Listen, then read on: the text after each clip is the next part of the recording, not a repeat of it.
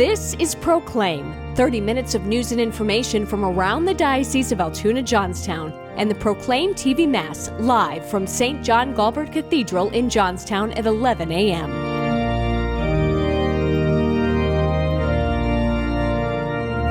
Proclaim is brought to you by the Independent Catholic Foundation, UPMC Altoona, and the generous support of the Catholic Ministries Drive. It's finally come to the opportunity where we've been able to plant our feet. And what a better location than the heart of the diocese. After more than 3 decades of supporting the mission of the Diocese of Altoona-Johnstown, the Independent Catholic Foundation announces a new location to continue its great work. And another edition of Proclaim at the Pub highlights some amazing efforts to nurture vocations at one parish faith community. Good morning and welcome to Proclaim for Sunday, March 1st, 2026, the second Sunday of Lent. I'm Tony DeGaulle. Those stories in a moment. But first, adoring Christ present in the most holy Eucharist as we journey through a life-changing Lent. The Very Reverend John Burns, rector of the Basilica of St. Michael the Archangel in Loretto and judicial vicar for the Diocese of Altoona-Johnstown, continues his weekly Lenten reflections with wisdom for this second week of this sacred season. Good morning, everyone. In today's Gospel from St. Matthew, what seems ordinary becomes extraordinary as Jesus is transfigured with Moses and Elijah as the 3 apostles prostrate themselves. The apostles get a glimpse of Jesus' divine nature, his loving authority as God. In this event, Jesus is showing us a small taste of what we are desired to become. We are to be made holy through him and his grace. While we're still on earth working hard towards a more holy life, we should fall prostrate as the apostles did in his presence. The Church this week encourages us to adore him in what seems ordinary, the Holy Eucharist, which is the presence of the body, blood, soul, and divinity of Jesus. Reverence and love for the Holy Eucharist are essential for the committed Catholic. The Mass leads us to service and contemplation, and Eucharistic adoration is the Mass in contemplation. Towards the end of his life, the Venerable Archbishop Fulton J. Sheen would write, "The motivation to make a holy hour is reparation. We pray for those who do not pray. We make acts of faith in the real presence for those who have lost faith. In a word, we are the victims like Christ, innocent but one in the progressive redemption of mankind." Many of our parishes have scheduled regular times of adoration during these 40 days. In my parish, we celebrate adoration in prayer for vocations to the priesthood in our diocese every Wednesday evening. Take time to pray a holy hour. If you're unable to leave home, there are even several opportunities for perpetual adoration online. O Sacrament most holy, O Sacrament divine, all praise and all thanksgiving be every moment thine. May Jesus bless you this second week of Lent. Father John Burns will see you next week. And besides taking advantage of opportunities for Eucharistic adoration, Lent is also a time to seek the Lord's healing and forgiveness through the sacrament of reconciliation. Many parishes are hosting communal penance services in these weeks leading up to Easter. A schedule is available on our diocesan website and Facebook page, along with schedules for Stations of the Cross, fish lunches and dinners, and other Lenten parish opportunities. Well, have you had enough of winter yet? As if the past few months haven't been tough enough weather-wise, the forecasted snowstorm in our region last Sunday prompted the postponement of the rite of election and call to continuing conversion at both diocesan cathedrals out of an abundance of caution for those traveling from all over the diocese to attend. The rituals at both cathedrals have been rescheduled for later today, 2 o'clock at St. John Galbert Cathedral in Johnstown, and 7 tonight at the Cathedral of the Blessed Sacrament in Altoona. Our prayerful best to the catechumens and candidates as they prepare for initiation at the Easter Vigil. Well, today, on this second Sunday of Lent, Bishop Mark begins a special outreach to some guys in our diocese who might be future priests. Our Called by Name campaign, launched this past fall, invited parishioners to submit the names of faithful young men who exhibit the qualities of a future priest. We received hundreds of names, and the bishop and our Vocations office has connected with the individuals. The guys are being invited to a series of masses and social gatherings with Bishop Mark beginning today.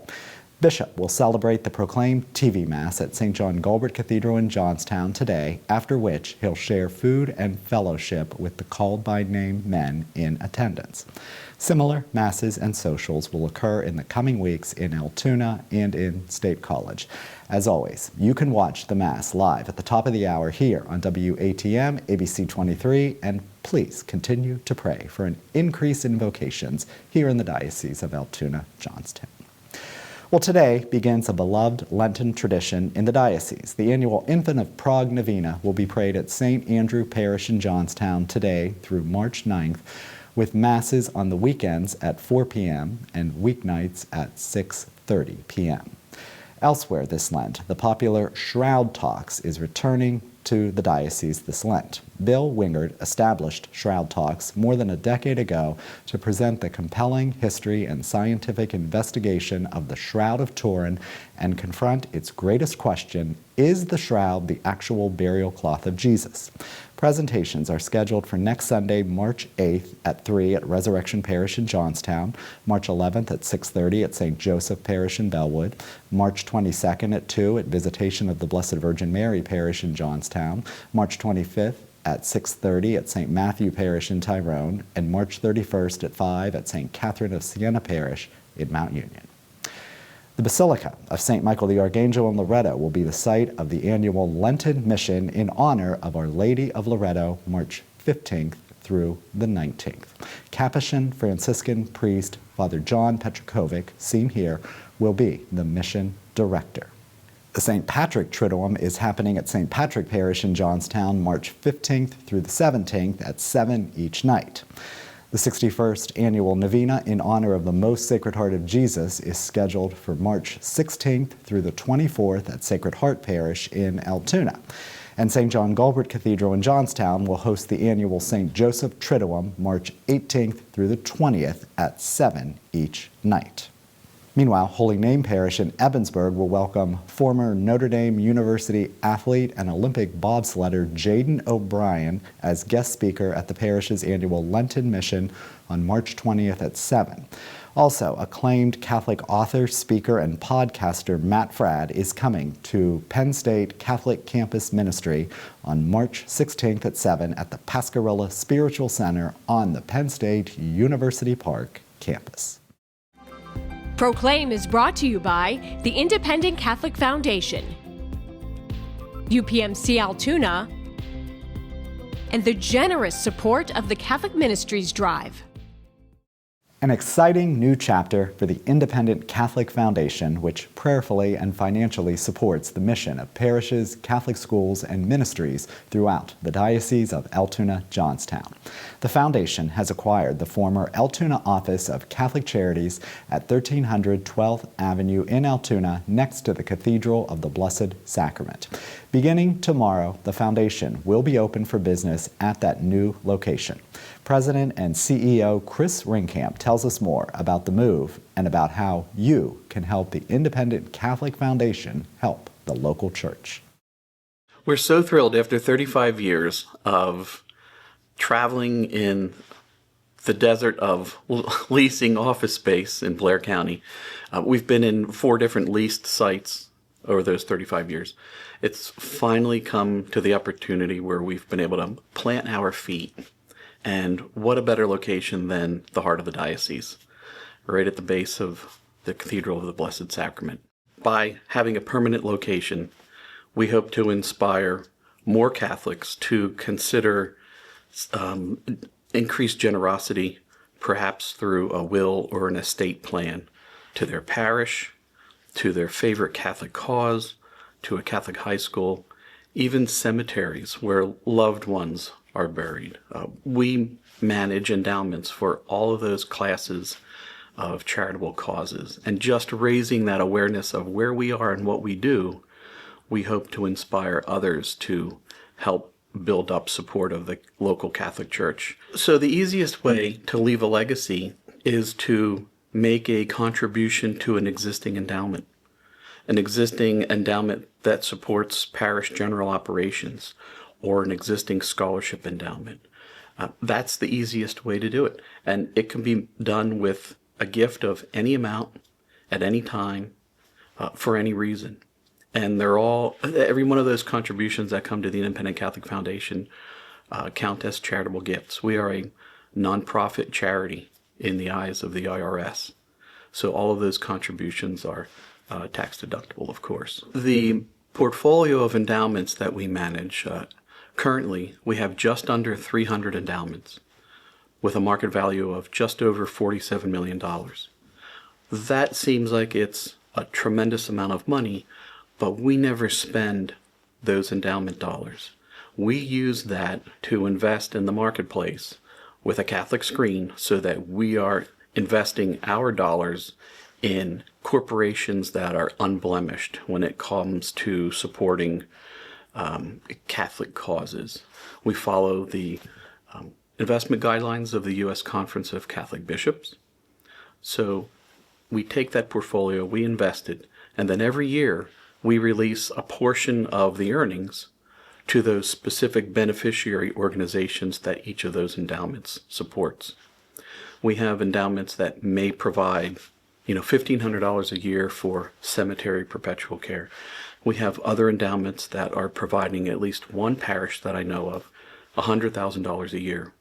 What a remarkable situation for that parish to be in, because they are using their endowment grant every year essentially to cover their administrative expenses, so they can take the offertory and devote that toward mission and evangelization. Our phone number has not changed. Our website has not changed. We do have a Facebook account and a LinkedIn account, so there are many ways that individuals can contact us to learn more about our mission. Best wishes to the Independent Catholic Foundation in their new location next to the Cathedral of the Blessed Sacrament in Altoona. Meanwhile, it's that time of year. The Diocese of Altoona-Johnstown is launching the 2026 Catholic Ministries Drive. This year's theme is Sent to Serve. Your generous donations help support vital ministries throughout the Diocese of Altoona-Johnstown, including this Proclaim TV ministry and the Proclaim TV Mass. If you appreciate this TV ministry, please consider a donation to the Catholic Ministries Drive. Your gift also helps our efforts to educate and form the future priests of our diocese. That includes our current diocesan seminarian, Liam Klima, a member of St. Mark Parish in Altoona, who is attending the Pontifical College Josephinum in Columbus, Ohio.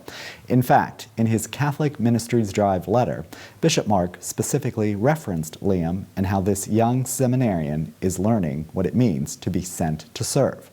The bishop says, quote, "As Liam is embracing and discerning a call to the priesthood, I am pleased to share with you that other young men are in various stages of discerning a call to the priesthood. And there are also several men in formation or discernment of a vocation to the diaconate. To support them, I need your help. Every one of us is called to build up the church by using the gifts that God has generously given to us. Together, we are on a mission. Together, we are called. Together, as members of the Diocese of Altoona-Johnstown, we are sent to serve." Registered Catholic households in the Diocese of Altoona-Johnstown are receiving more information by mail, and you can also donate online by visiting the Giving section on our diocesan website. Thank you so very much for your support. The Independent Catholic Foundation has become the largest charitable foundation in Central PA, with investments aligned according to the ethical, moral, and social teachings of the Catholic Church. Our endowments produce nearly $2 million in financial aid for local parishes, schools, ministries, and cemeteries. To learn more about the Independent Catholic Foundation, call or visit us online. Entrust your legacy with the Independent Catholic Foundation. Well, as I mentioned earlier, Bishop Mark today is beginning to connect in person with some of the guys whose names were provided to us through our Called by Name initiative in recent months. In fact, there's a flurry of activity to nurture vocations throughout our diocese these days. That's the topic of another edition of Proclaim at the Pub.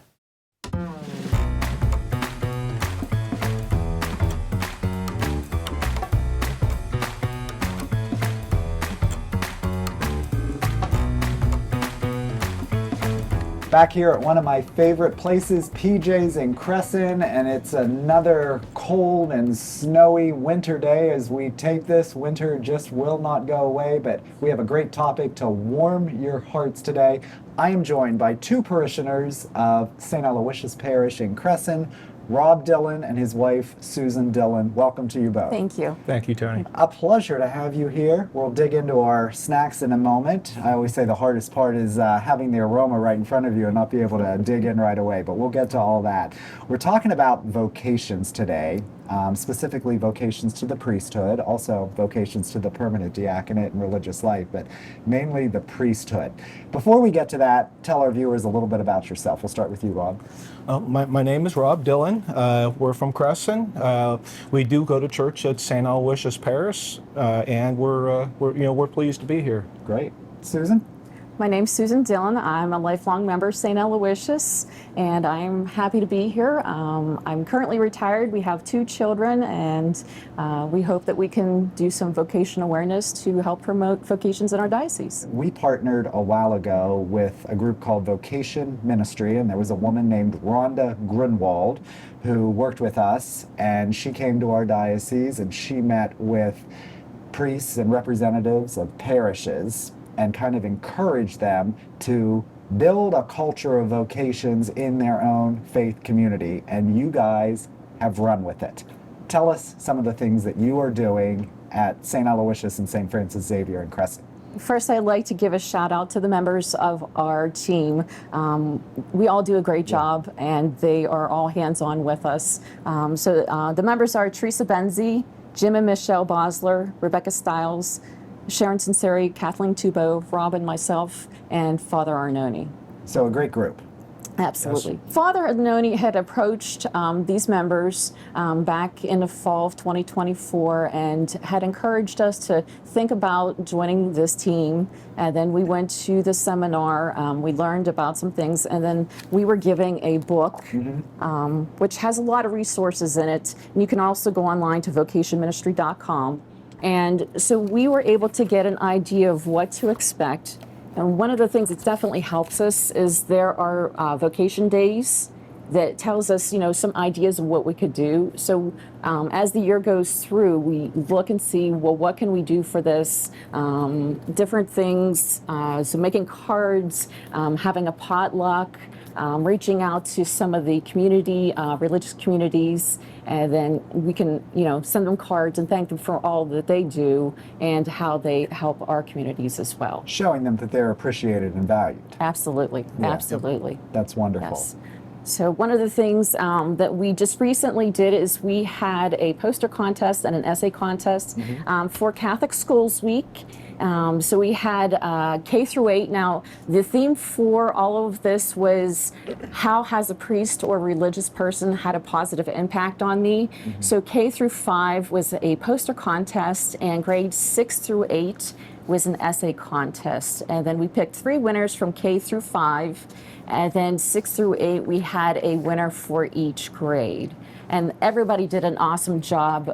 We've had a very tough time deciding on winners for these. Well, we have the winning posters here, each beautiful, each very lovely. This one particularly strikes a chord with me. It's the worship space at St. Francis Xavier, the way the pews are angled, the carpeting, just very lovely.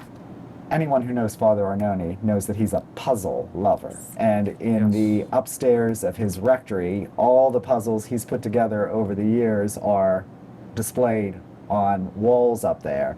And this student made note of that and said, my father has a puzzle room, and it shows me that he can do that, so I can do anything.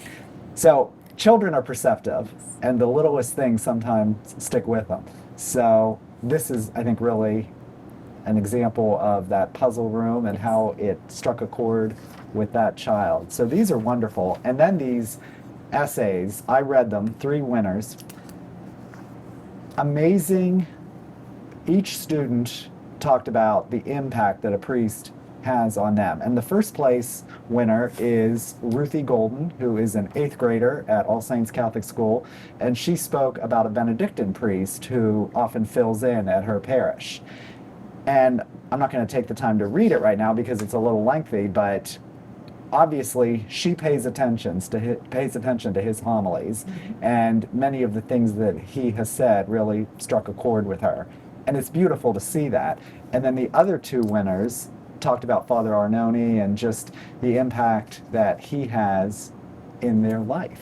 How amazed were you guys when you read these? Some priests may feel like, am I making a difference? Is the work that I do, the homilies, is it sinking? Is it getting through? And I think what a wonderful way to see, especially in the youth, that it really is. Yeah. One of the things we are actually going to do is for those who were mentioned in the essay contest, we are going to send those to those who were mentioned in those essays so they know and they can see that they're actually having a positive impact on these students. Yeah, very, very important. We also have in front of us a traveling crucifix. Yes. Tell us about this traveling crucifix and how it's making its way around parishioners in Crescent. To increase prayers for vocation, we do have the traveling crucifix. So we do have a booklet that goes with the traveling crucifix, and we have that sign out every week, and we rotate between both parishes. So this does go between St. Francis Xavier and St. Aloysius, and then they pray the prayer booklet throughout the week, and then they return it at the end of the week, and then the next person comes and picks up the traveling crucifix, takes it home, puts it in their prayer corner, and then they pray the prayers that are in the booklet as well. Rob, you know firsthand the need for priests in our diocese. You see it, you're a faithful Mass goer, active parishioner. Talk to us about why encouraging vocations to the priesthood is so important. Well, Tony, the simple answer is the sacraments. Without priests, we don't have the sacraments. We don't have Mass, we don't have Eucharist, we don't have confession. So we really have a need to develop that within our youth. We all know that there's a shortage of priests. Just like us, we're sharing one priest for multiple parishes. Some parishes are splitting, I hear, even up to 4 parishes per priest. So and we know that that's only going to get worse before it gets better with the amount of seminarians we have versus the amount of priests that are coming up on retirement age. So we really feel that that is the essence of what we're trying to do. You said it well. Without the priests, there is no Eucharist, there is no sacrament of reconciliation, and without those, you don't have a church. You don't have it. Yep. And everyone needs to realize that. Susan, I'm in awe over what you're doing. I mean, so many wonderful things, and my hope is that people are watching this today and saying, how can I do something like that in my parish? Maybe you've inspired people. What words of advice do you have for people in partnership, obviously, with their pastor to begin an initiative like this in their own parishes? My hope is for people to want to step forward. It is not a difficult process. Use the guides that are provided. There's information that is online. Get together, brainstorm, find out what you can do. And it can be as simple as promoting in the bulletin. Father Arnone promotes in our bulletin every week. We have the vocation general intercessions we include in our masses, not only on the weekends, but during the weekday masses. There is so much that you can do, and this gives you a great idea. You can go through, and it gives you a great guide. You don't have to be a creative person, which I say I'm not really a creative person, but everybody says I'm a creative person. I think you are. Yeah. Right? Credit to the man above, because he gives me what I need to inspire those and helps me with the vocation awareness team. Yeah. Volunteers, everybody does contribute. So you can do a prayer card, you can do a spiritual bouquet for Father Arnone to recognize Father. Last year we did a spiritual bouquet. We had flowers and we wrote prayers that were prayed for him. We did a potluck to show Father, uplift your priest. So to give him an idea. So it doesn't have to be something and you go spend lots of money on it. It can be simple ideas, writing a card, even sending people Christmas cards. Right. One of the things we also did is for the cloistered community in Loretto, word have gotten to us about their donations were on the decline. So we as a group decided that we wanted to do a food drive, can drive. We started that last May and we delivered in June. And we also wanted to do another collection before Christmas. So we did before Christmas, but what we asked parishioners and the school children to do is include a Christmas card for them as well. So, and they really appreciated it. When we were delivering it, they were just very excited and they thanked us for all we were doing. Well, we're recognizing their many, many contributions. And I think another key to really promoting vocations is for young people to see happy priests, happy deacons, happy religious sisters and brothers. If kids are not seeing folks who are joyful in ministry, what attraction are they going to have to a vocation?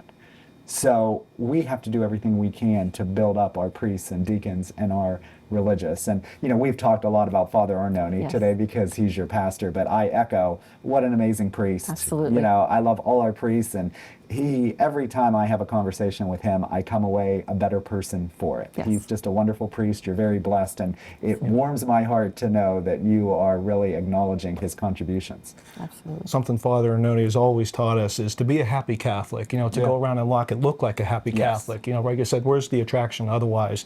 And I think, you know, he's the perfect role model for that. Yeah. Very well said. Absolutely. And for all parents, I'm sure that you did this when you were raising your children, to build a culture of vocations in the home. You know, every Catholic home should be just that, a Catholic home where everyone prays together and is united and goes to Mass together. That's a foundation that young people need to have in their life. Yes, absolutely. And I think it's done by example. Yeah. You know, by our kids seeing what we do, being involved in the church community and the parish life. You know, they see that, and I think that's the best way to do it is by example. It's not what we say, it's what we do. Yes. That leads them that way. Very well said. Well, any other nuggets of wisdom for our viewers? Just go and make a difference and do something like this, right? Absolutely. And if anybody has any questions or would like to contact me, please feel free to do so. You can contact, my contact is actually on the front of the bulletin, but it is saintaloylfc@yahoo.com.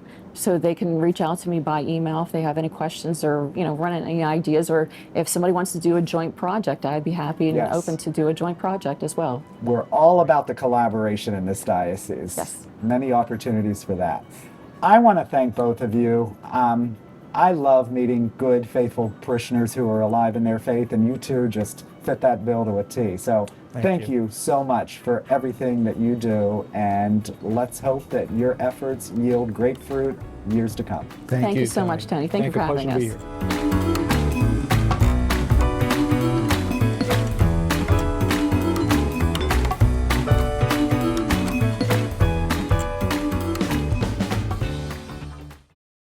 Encouraging happenings there to support and nurture vocations. Good job to that group in Crescent. And as always, thanks to PJs for once again hosting us for another edition of Proclaim at the Pub and feeding us so well. That does it for this edition of Proclaim for Sunday, March 1st, 2026, the second Sunday of Lent. I'm Tony DeGaulle. The Proclaim TV Mass with Bishop Mark is next.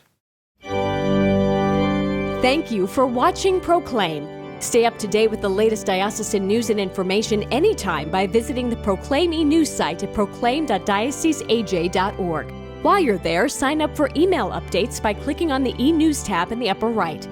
You can also visit the Diocese of Altoona-Johnstown website at dioceseaj.org. Don't forget to like the Diocese of Altoona-Johnstown on Facebook. Stay tuned for the Proclaim TV Mass live from St. John Galbert Cathedral in Johnstown, brought to you by the Independent Catholic Foundation and the generous support of the Catholic Ministries Drive.